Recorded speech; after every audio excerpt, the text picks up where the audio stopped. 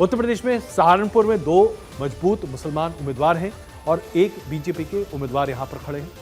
मुजफ्फरनगर में बीएसपी के vote bank में इस बार सेंध लगाने की पूरी कोशिश की जा रही है और जो हम सहारनपुर की बात कर रहे हैं, यहां पर इस बार भारतीय जनता पार्टी को उम्मीद है कि वो अपनी सीट निकाल लेगी और इसके लिए रिवर्स पोलराइजेशन को एक बड़े पैमाने पर देखा जा रहा है एकजुटता होते हुए, क्योंकि 2 मुसलमान कैंडिडेट हैं बीएसपी और एसपी के, इनके वोट आपस में कट सकते हैं और इसका फायदा भारतीय जनता पार्टी को मिल सकता है इस त्रिकोणीय मुकाबले का। मुजफ्फरनगर में बीएसपी ने भी जो अपने उम्मीदवार खड़े किए हैं उसकी वजह से हो सकता है कि समाजवादी पार्टी को नुकसान देखने को मिले, लेकिन यह अभी आकलन है, जाहिर सी बात है आगे चीजें स्पष्ट होगी। बिजनौर में भी बीएसपी ने मुलक नगर की जगह दूसरे उम्मीदवार पर भरोसा किया है। नगीना में अगर आप देखें वहां पर यह काफी हॉटली कंटेस्टेड सीट मानी जा रही है।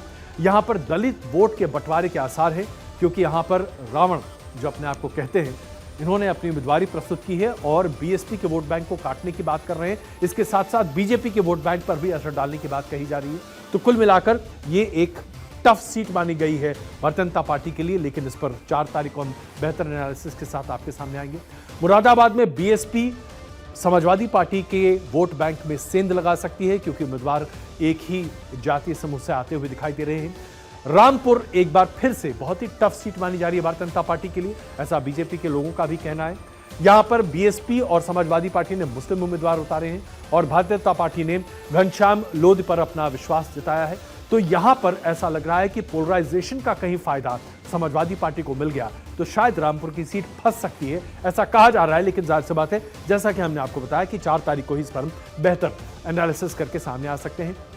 पीलीभीत की सीट पर इस बार भारतीय जनता पार्टी ने वरुण गांधी के बजाय जितिन प्रसाद पर अपनी उम्मीदें रखी हैं और जितिन प्रसाद ऐसा बताया जा रहा है कि काफी अच्छा चुनाव लड़ रहे हैं, लेकिन अगर ये सीट फंसेगी तो यहां पर मुसलमान जो वोट बैंक है उसकी सक्रिय भूमिका चर्चा में होगी, इसलिए इसका भी आकलन हम आपके सामने प्रस्तुत करेंगे।